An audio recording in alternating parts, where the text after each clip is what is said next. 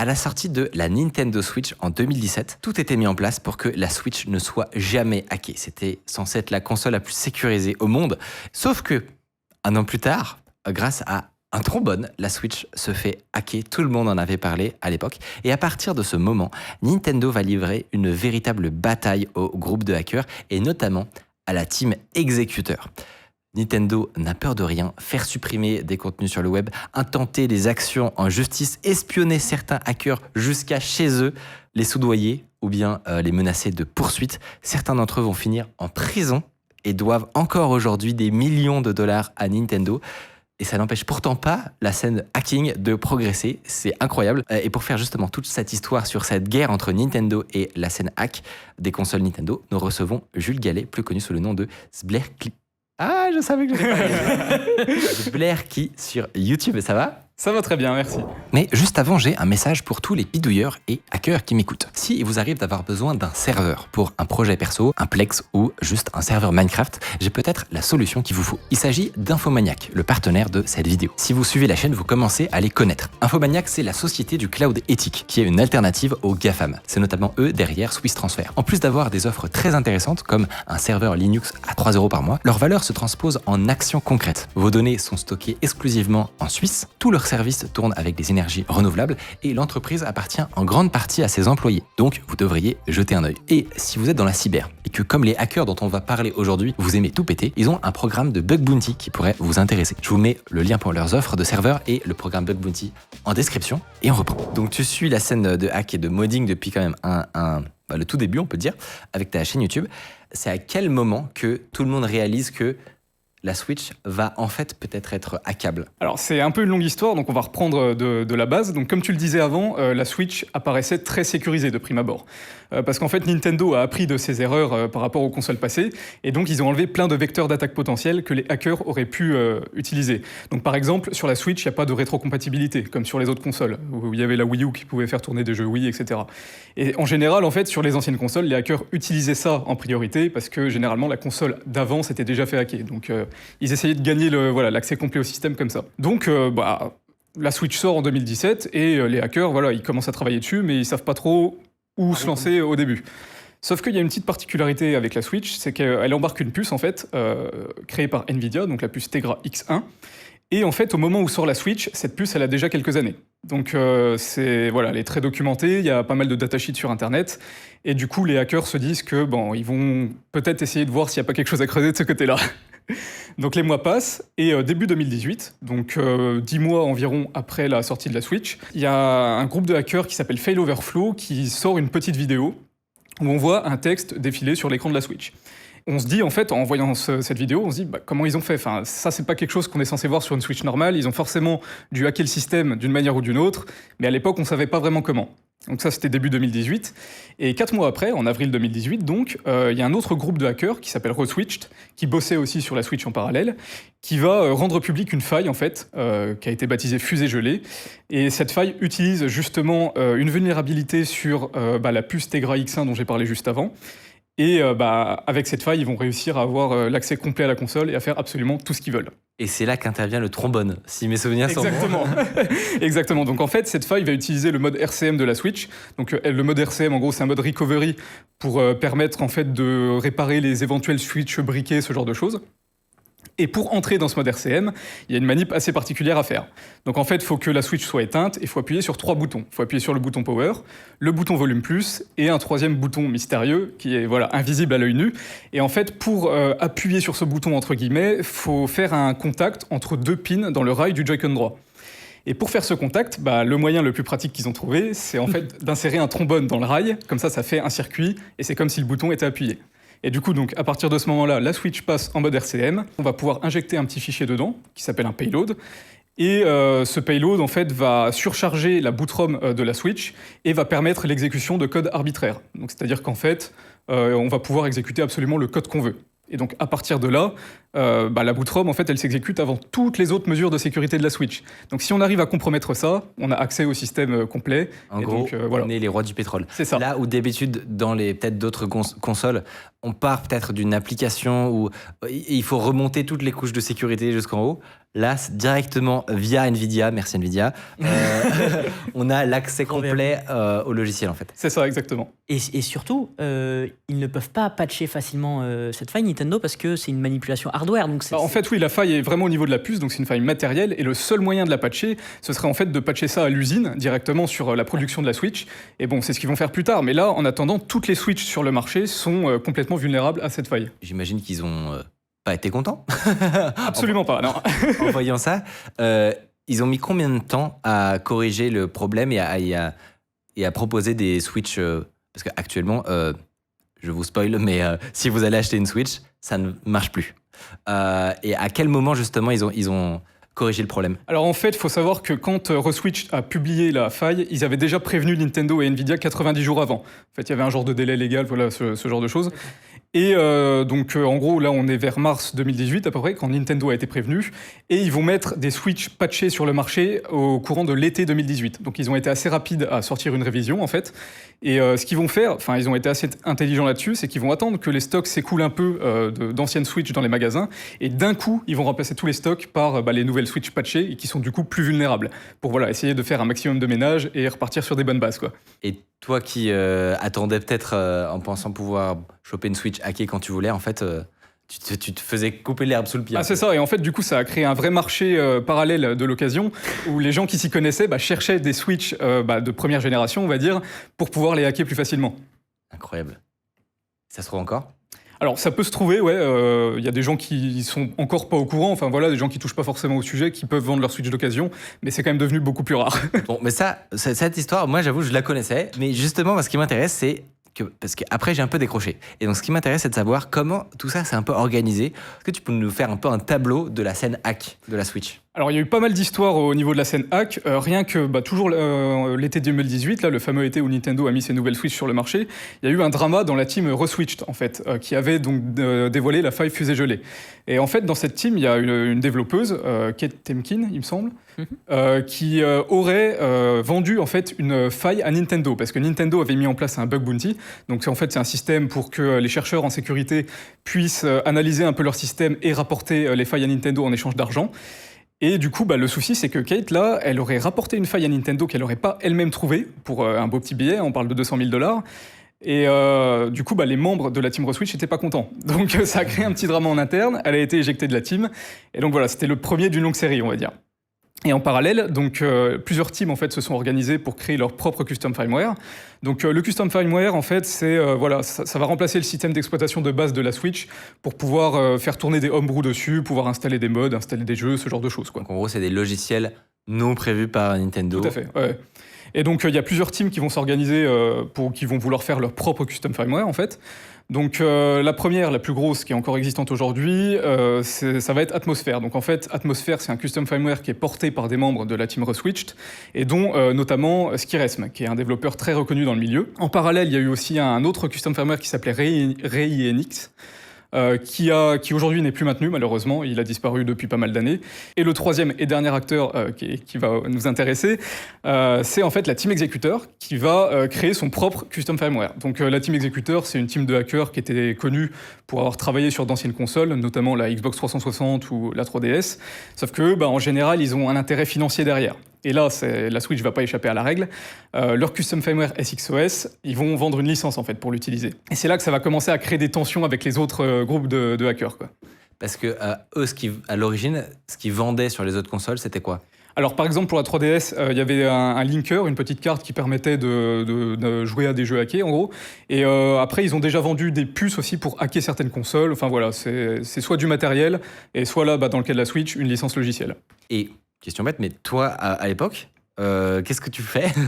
Quel est ton rôle ? Alors moi en fait, donc comme j'ai dit au début de la vidéo, je faisais donc pas mal de tutoriels pour apprendre aux gens un peu les bases du hack.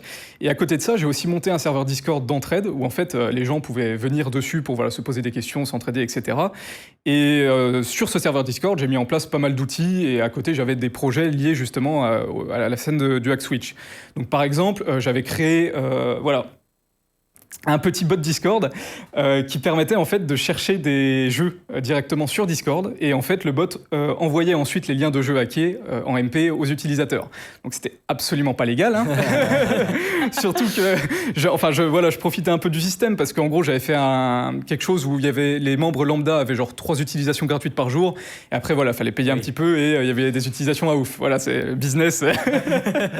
Là on est dans la partie grise, clairement. C'est ça, voilà. Non, c'était clairement pas légal, et d'ailleurs ça n'a pas duré, hein. Un beau matin, je me suis réveillé, j'arrivais plus à me connecter à Discord, j'avais 15 messages sur mon groupe avec les modérateurs comme quoi le serveur était supprimé, puis j'avais un beau mail de Discord qui me disait que vu que j'avais pas respecté les termes de service, mon compte avait été supprimé et mon serveur avait été supprimé. Donc bon, à ce moment-là, j'ai pris une petite douche froide et je me suis dit bon, je vais un peu arrêter, voilà.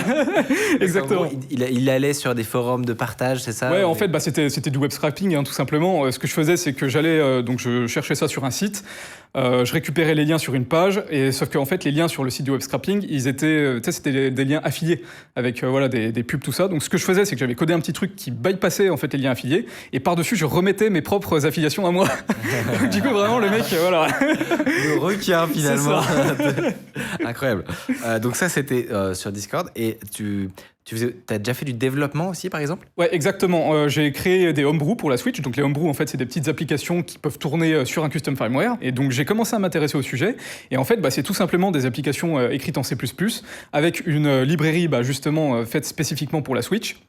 Et après, tu builds ton application pour que ça puisse tourner sur Switch. Et ça te donne donc un fichier sur la Switch au format NRO. Et tu envoies ce fichier sur ta carte SD et ensuite tu peux l'exécuter sur ta Switch. Donc ce que j'ai fait, c'est que j'ai fait donc ma petite application là où c'est des jeux, en fait, une compilation de mini-jeux. Et à côté de ça, j'avais aussi fait un homebrew qui permettait de miner du Bitcoin sur Switch. Ah oui, non mais d'accord. En fait, ça c'était plus. Donc ça c'est le mini-jeu que j'avais fait. Et voilà, donc ça c'est ma Switch qui va miner du Bitcoin. C'est pas très efficient dans une Switch. Absolument pas. Non, après je fais une petite comparaison avec les vraies fermes de minage. Ouais. Jamais de la vie tu gagnes 1 centime avec la Switch. Ah oui, d'accord. Non, c'est pas possible. La pure perte. Ok, trop intéressant. Et justement, il y a un des noms que tu as cité qui attire le plus mon attention, c'est la team exécuteur, puisque c'est eux qui vont avoir le plus de problèmes après, vous allez voir. Après qu'ils aient publié, après les dramas sur leur licence de logiciel, etc., il se passe quoi pour eux? Alors, il va y avoir en fait une petite période où le hack va un peu proliférer. Et à ce moment-là, c'est là que les tensions vont un peu escalader avec les teams exécuteurs, parce que déjà, dans un premier temps, il y a des gens qui vont se rendre compte que SXOS utilise des bouts de code d'Atmosphere. Donc Atmosphere qui est le CFW open source. Sauf que en fait, c'est pas très légal de reprendre du code source d'Atmosphere comme ça, de le packager et de le revendre. Enfin, il y a des licences à respecter, ça se fait pas comme ça. Donc déjà là, voilà, ça va commencer à grogner un peu. Et il y a aussi le fait que SXOS met énormément en avant le piratage de jeux, contrairement à Atmosphere qui se positionne fermement contre. Parce que par exemple, aujourd'hui, vous téléchargez Atmosphere sur votre Switch, vous pourrez pas lancer de jeu hacké. Il faut ajouter des fichiers en plus pour pouvoir le faire, tout ça. Une manipulation supplémentaire. C'est ça. Eux, ils veulent absolument rien avoir à voir avec ça. Et du coup, le fait que SXOS vole du code d'Atmosphere et pousse ça fortement en avant, voilà, ça leur plaît pas trop. Et il y a un dernier élément qui va un peu faire la goutte d'eau qui va faire déborder le vase, on va dire, c'est que certains utilisateurs se rendent compte qu'en fait, SXOS contient du code qui peut briquer votre console. Donc briquer la console, c'est la rendre totalement inutilisable. Et en fait, y a un système qui fait que si SXOS détecte que vous êtes en train d'essayer de hacker sa licence ou quoi que ce soit, il va tout simplement briquer la console et après, vous aurez juste une console inutilisable dans les mains. T'as les bâtards. Un petit peu. Et c'est la première fois que quelqu'un fait un truc comme ça? Alors non, il me semble qu'il y avait déjà eu des histoires. Là-dessus, j'ai pas trop la connaissance, mais il me semble qu'il y avait déjà eu des histoires similaires par le passé sur d'autres consoles. Ah oui, donc c'est quand même des profils assez particuliers. C'est vraiment l'argent, tout ça pour l'argent, quoi. C'est vraiment leur but premier. Et parce que tu mentionnes le fait que de mettre en avant le hacking de jeu, c'est quoi les autres raisons en fait de hacker sa console? Il y a plein de raisons. Si vous allez demander à Atmosphere, ils vont vous en donner une tonne. Mais alors principalement, on peut par exemple modder ces jeux, ça c'est tout à fait légal et on peut le faire avec Atmosphere de base. On peut éditer ses sauvegardes, récupérer ses sauvegardes, éditer ses sauvegardes. On peut donc faire tourner des homebrew, comme j'ai dit juste avant. On peut faire tourner des cheats sur les jeux. Bon, ça voilà, suivant les jeux sur lesquels vous le faites, c'est pas forcément très légal, mais c'est une possibilité. On va dire que c'est probablement légal, mais peut-être que les jeux vont vous bannir. C'est ça, ouais. Sur les jeux en ligne, surtout, vous allez finir banni. Ouais. On est sur de la condition d'utilisation. C'est ça. Voilà. Par contre, si tu hackes des jeux, donc que tu télécharges des jeux dont tu n'as pas la copie. Là, c'est de la violation de propriété intellectuelle en fait, et ça, voilà, c'est illégal partout. Ça, non seulement c'est illégal si tu le fais, mais si tu gagnes de l'argent grâce à ça, Ah bah c'est encore pire en fait, c'est une situation aggravante hein. Et Nintendo va pas du tout être content d'ailleurs qu'ils fassent ça. Ouais. On va dire qu'à chaque fois qu'il y a eu des histoires un peu comme ça, ils attaquent en justice en général les teams de hackers et bien souvent ils gagnent parce qu'ils sont dans leurs droits. Donc ils ont une réputation là-dessus en fait d'être très procéduriers mais à juste titre hein, parce que voilà c'est quand même leur propriété intellectuelle tout ça. Et du coup, personne n'est vraiment à l'abri. Une fois que tu commences à toucher à ce genre à ce type de contenu, hack de jeu, tout ça, tu sais qu'à un moment ou à un autre, ça peut te retomber dessus. Donc tout le monde marche sur des œufs et fait Exactement. très attention à chaque phrase qui est formulée. Et là d'ailleurs aujourd'hui, on va faire attention à chaque phrase qui est formulée. Et justement, Executor publie son truc. Comment réagit Nintendo ? Alors Nintendo, en fait, ils ont donc plusieurs cordes à leur arc. Déjà, dans un premier temps, ils vont commencer à bannir les Nintendo Switch, en fait. Donc je m'explique. En fait, la Switch, elle embarque un système de journaux de log qui est très détaillé. La Switch enregistre absolument tout ce qui se passe sur la console et elle envoie ça régulièrement à Nintendo quand elle est connectée à Internet. Donc c'est un système de télémétrie classique. Et du coup, Nintendo, en fait, ils peuvent voir si vous avez installé un jeu hacké sur votre console grâce à ça. Et s'ils détectent que vous avez installé un jeu hacké, en fait, ils vont bannir la console des services online. Et une fois que la console est bannie, elle ne peut plus accéder ni à l'eShop, ni aux mises à jour, tout ça. Et vous ne pourrez plus non plus jouer en ligne sur les jeux, comme on a dit juste avant. Donc vous ne pourrez plus jouer à Splatoon, vous ne pourrez plus jouer à Smash en ligne, et vous ne pourrez plus jouer à Fortnite, ou voilà. Ok. Et est-ce que si tu te mets en mode avion, du coup, ça marche ? Alors, ça marchait, c'était pas non plus la solution idéale. Enfin, ça, je vais revenir juste après pour justement ce que les custom firmware ont fait pour contrer ça. C'était une solution temporaire, on va dire. Mais du coup, en plus de ce ban qu'on a dit, donc Nintendo a aussi publié les nouvelles Switch sur le marché, donc été 2018. Et du coup, si on parle un peu chiffres, en gros, aujourd'hui, il y a 140 millions de Switch en circulation, un peu plus de 140 millions, et il y en a 15 millions qui sont de première génération, entre guillemets, qui sont vulnérables à la feuille fusée gelée. Okay. Donc ça fait plus de 10%, c'est quand même pas mal, mais ça aurait pu être bien pire s'ils n'avaient rien fait. Est-ce que ces contre-mesures, elles fonctionnent ? Alors, pour le ban, ça a fonctionné un temps. Après, les custom firmware se sont vite adaptés. Donc, c'est-à-dire qu'aujourd'hui, si vous hackez votre Switch avec un bon pack de fichiers comme le mien, par exemple, sans vouloir faire d'autopromo, hein, mais en gros, il y a des systèmes qui sont mis en place pour bloquer en fait la télémétrie. Et du coup, Nintendo ne sera pas au courant de ce que vous faites sur votre console, donc ça peut réduire le risque de ban. Ça ne le supprime pas complètement. Si vous faites n'importe quoi avec votre console et que vous exposez vos données à un moment ou à un autre sans avoir fait attention, vous finirez quand même banni. Mais voilà, ça a permis de réduire grandement le risque de ban, et je prends mon exemple personnel. J'ai ma Switch que j'ai achetée en 2017, et je ne suis pas banni. J'ai réussi à éviter le ban jusqu'à aujourd'hui, et des fois, je peux jouer en ligne, et il n'y a aucun souci avec ça. Mais du coup, le fait qu'ils mettent une Switch V2 sur le marché, ça enterre une fois pour toutes le fait de pouvoir hacker et pirater des jeux pour le reste de l'existence de la Switch. Ils ont réussi leur coup ou pas, Nintendo ? Est-ce que des failles ont été trouvées en fait ? Alors, pendant un temps, ça a marché, sauf que les teams de hackers ont continué de travailler dans l'ombre, hein, parce que c'est ce qu'elles font de mieux. Et un beau jour, la team Executor, encore elle, est revenue et nous a présenté un nouveau produit qui s'appelle le SX Core. Et en fait, le SX Core, c'est une puce qu'on va devoir venir souder sur la carte mère de la console. Et cette puce va en quelque sorte glitcher le CPU pour recréer une nouvelle faille, similaire à la faille du mode RCM. Et du coup, à partir de là, donc ça c'est le processus d'installation en fait du SX Core, donc c'est assez précis. Hein. Ouais, c'est un peu plus engagé, on peut dire. C'est ça, il n'y a pas tout le monde qui peut le faire, il faut s'y connaître un peu en micro-soudure. Mais donc une fois que ça fonctionne, ça crée une nouvelle faille, et à partir de là, on peut injecter un payload. En fait, ça active une nouvelle fois le RCM. C'est ça, en gros, voilà, c'est ça, ça permet de créer une nouvelle faille. Ouais. Parce qu'en fait, dans leur nouvelle génération de Switch, ils n'ont pas changé la puce principale. Alors, en fait, il y a eu entre guillemets deux générations. C'est-à-dire qu'il y a eu la génération été 2018 où ils ont donc révisé la puce pour faire en sorte qu'il n'y ait plus la faille, mais c'est toujours la même puce. Et après, ils ont sorti de nouvelles Switch sur le marché été 2019 où c'était la Tegra X1+, il me semble. Et là, du coup, c'était plus exactement la même puce, mais du coup, il n'y avait toujours pas de faille. Enfin, ils avaient bien fait attention cette fois, ils s'étaient couverts, voilà. Ok.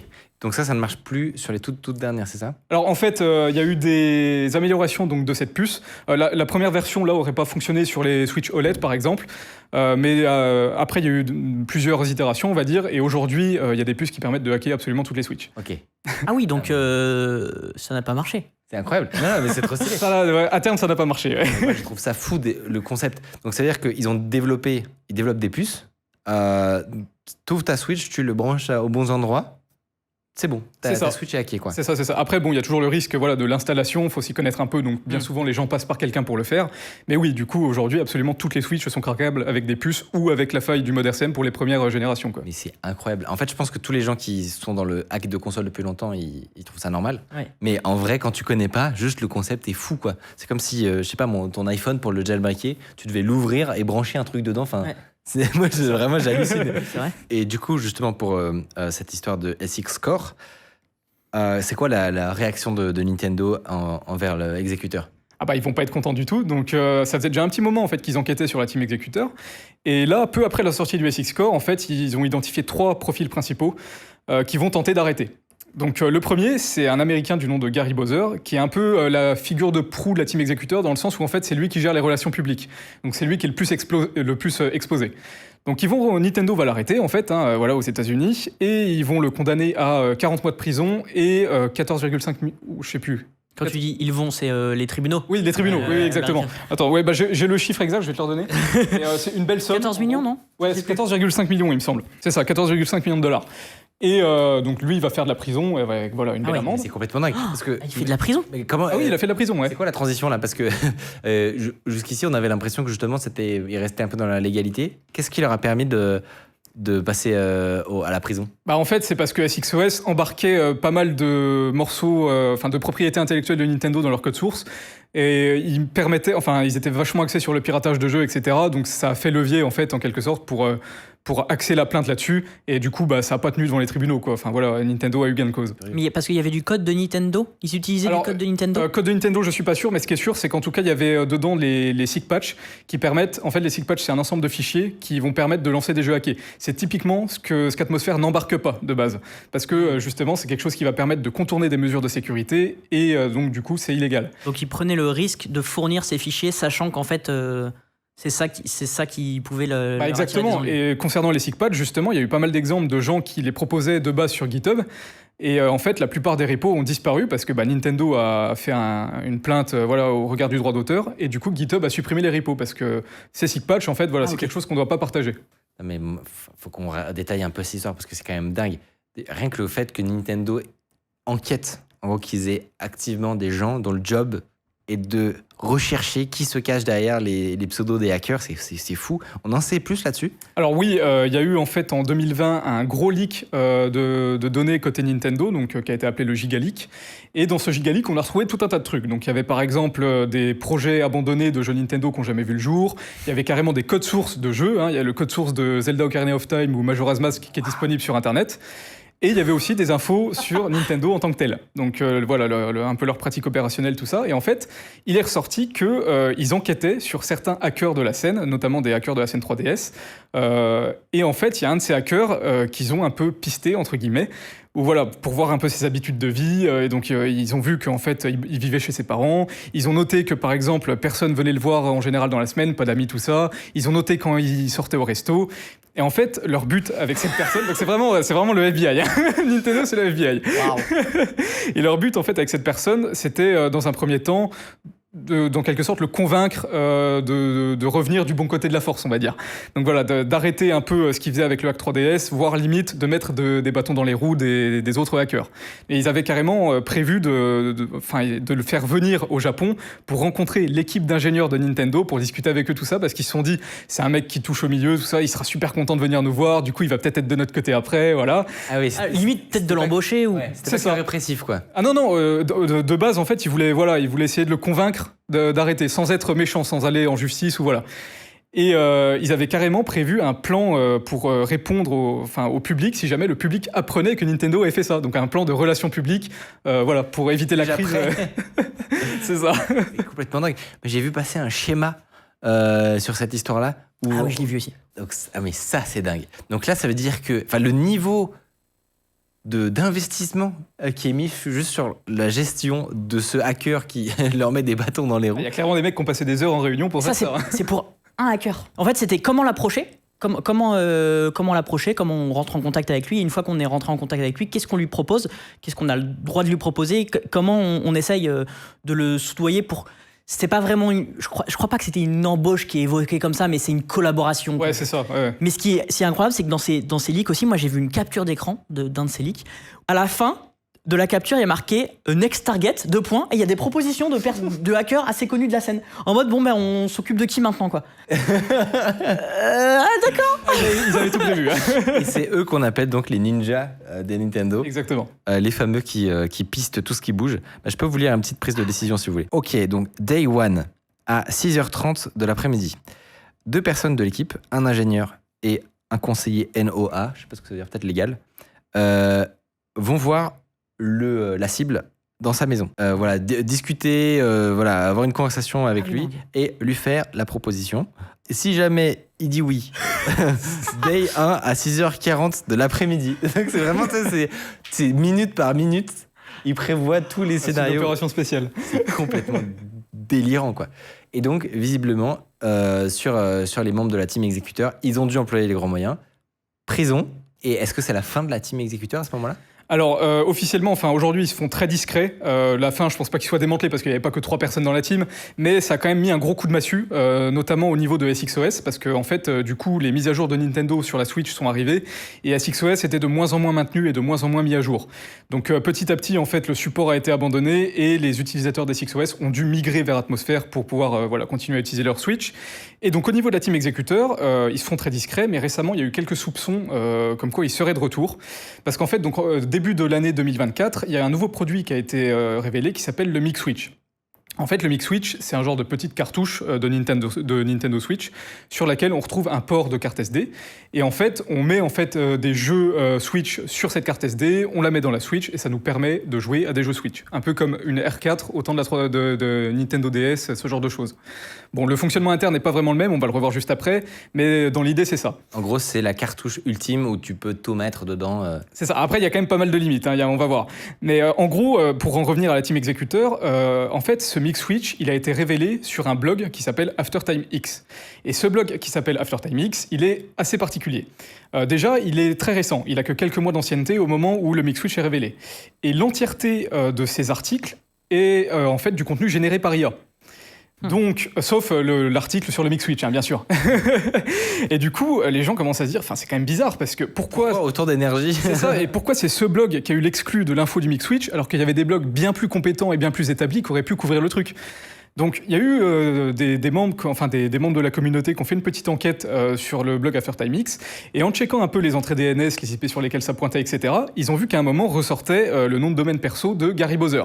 Donc le mec qui était en prison jusqu'à encore très récemment. Énorme. Donc ça veut dire que Gary Bowser a un lien avec Aftertime X et donc potentiellement un lien avec le Mic Switch. Lui, bien sûr, il a tout nié en bloc. Voilà, il a rien à voir avec ça, mais il y a un lien. Tu m'étonnes, il sort de prison. Donc C'est ça, il a intérêt à faire profil bas là. Ça paraît gros quand même. Je sais pas. Enregistrer un nom de domaine. Non, mais c'est vrai que tu réfléchis pas. Il suffit d'une erreur à un moment. Non, c'était clairement une erreur de sa part. En fait, il a exposé son nom de domaine perso à un moment. Et voilà, c'est la bourde, quoi. Ouais, c'est ça. C'est la bourde. Trop marrant. Et donc, les gens enquêtent, etc. Et donc, ce Mic Switch, c'est, tu le disais, un truc qui permet de, théoriquement, utiliser ses propres jeux, mais dans une cartouche, mais en réalité qui va être utilisé pour craquer des jeux, j'imagine. C'est ça. Alors en fait, sur le site officiel du Mic Switch, qui n'existe plus d'ailleurs à l'heure actuelle, Nintendo a saisi le nom de domaine, de base, ils disaient que c'était un outil pour jouer à ses propres dumps de jeux. Voilà, donc ils essayaient de rester dans la légalité sur le fait que si on dumpait nos propres jeux qu'on avait achetés pour les mettre sur le Mic Switch, c'était parfaitement légal. Sauf que tout le monde savait qu'en fait, c'était vendu pour pouvoir télécharger des dumps de jeux sur Internet illégalement et jouer avec, exactement comme les R4 à l'époque. Sauf que, en fait, les gens se sont rendus compte qu'il y avait aussi pas mal de soucis avec ce Mic Switch. Donc pour comprendre les quelques soucis, il faut comprendre un peu comment ça fonctionne. Contrairement à une R4 où il y a juste besoin de mettre la ROM sur la carte SD pour pouvoir jouer au jeu, pour le Mic Switch, il ne faut pas juste la ROM. Il faut quelques fichiers en plus, dont notamment un certificat unique propre à chaque cartouche de jeu.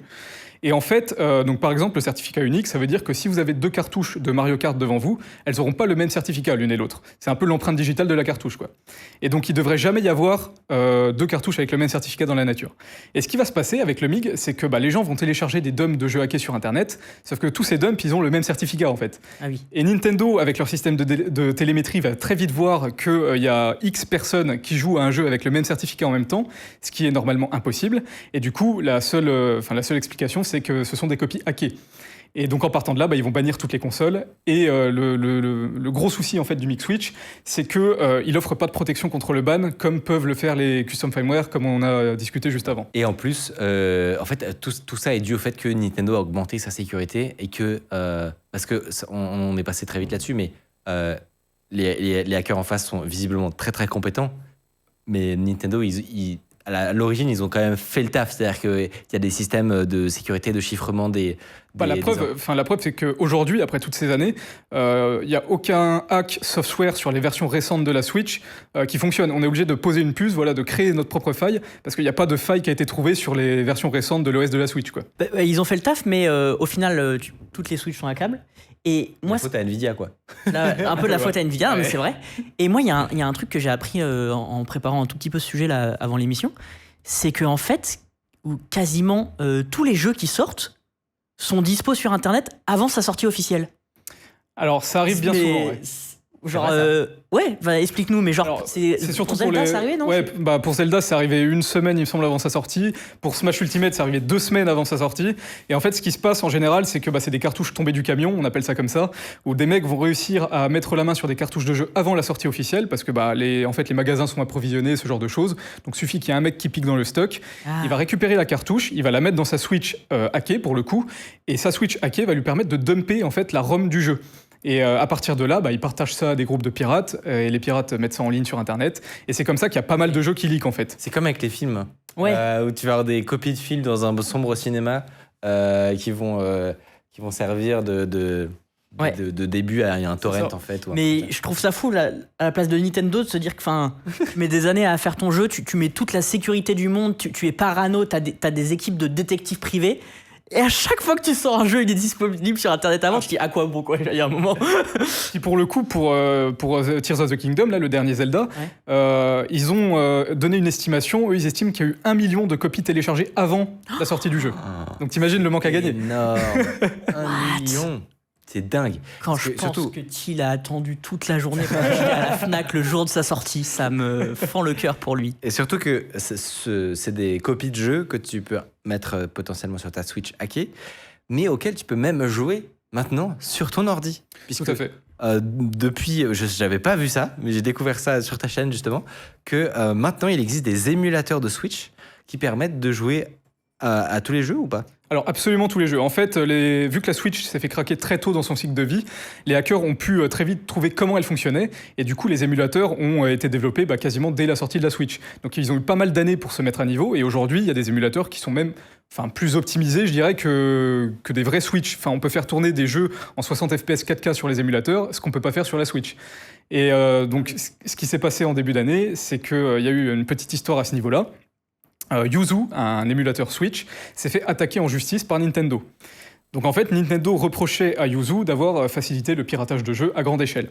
Et sauf que le truc, c'est que c'était un peu flou en fait au niveau de la légalité de tout ça, parce que Yuzu, en tant que tel, c'est comme Atmosphère. C'est-à-dire que si vous le téléchargez, il vous permet pas de lancer des jeux hackés tels quels. Il faut lui donner en fait des fichiers de clés que vous devez soit extraire depuis votre propre console, soit récupérer illégalement sur Internet, parce que pour le coup, ces clés, c'est la propriété intellectuelle de Nintendo. Et c'est seulement avec ces clés que Yuzu peut lancer des jeux. Donc ils se sont un peu protégés. C'est ça. Sans les donner, quoi. Ils ont essayé en fait de se protéger au maximum sans donner les clés. Et sauf que ça n'a pas suffi parce que Nintendo leur a reproché d'avoir sur leur site web un tuto pour montrer aux joueurs comment récupérer leurs propres clés sur leur propre console. Donc, et ça a suffi. Alors c'était un tout parce que donc il y avait ça, il y avait aussi le fait que Yuzu avait un Patreon et il proposait une version early access de l'émulateur derrière ce Patreon. Et en fait, Nintendo a la réputation de pas aimer du tout ce genre de choses, tout ce qui risque de faire de l'argent dans son dos entre guillemets, ils aiment pas du tout. Donc ça c'était un autre argument. Et il y avait aussi l'argument du fait que Zelda Tears of the Kingdom avait leaké avant sa sortie et que à cause de Yuzu, il avait été téléchargé illégalement. Voilà. Mais bon, ça pour moi c'était un peu exagéré. Mais ça faisait partie de la plainte, quoi. Donc on va dire qu'ils ont mis ensemble quelques petits indices, quoi. Et avec ça, Il y a une condamnation ? Alors non, il n'y a pas eu de condamnation. En fait, ce qui s'est passé, c'est que Yuzu et Nintendo ont trouvé un arrangement. Donc Yuzu s'est engagé à arrêter les développements sur ces deux émulateurs, donc Yuzu, l'émulateur Switch, et Citra, l'émulateur 3DS, parce que c'était la même team qui était derrière. Et ils sont aussi engagés à verser 2,4 millions de dollars à Nintendo, une petite amende quoi. Et voilà, en gros, ça s'est arrêté là. C'était un accord entre Nintendo et Yuzu, donc ce qui veut dire qu'il n'y a pas eu de verdict. Ça veut dire que Yuzu a 2,4 milliards en trésor ? Millions. Millions, pardon, millions. Bah ouais, j'imagine avec leur Patreon, ouais, enfin ça m'étonnerait pas. Ouais. Mais c'est quand même beaucoup. Ouais, c'est vrai. Non, mais moi, en gros, ils ont eu le coup de flip de leur vie, non ? C'est ça, puis c'est surtout qu'en fait, il y a Nintendo qui arrive avec leur armée d'avocats, et eux, c'était une petite équipe de dev. Enfin, s'ils avaient décidé de se battre, c'est pas dit qu'ils auraient perdu, honnêtement, ils avaient des cartes à jouer.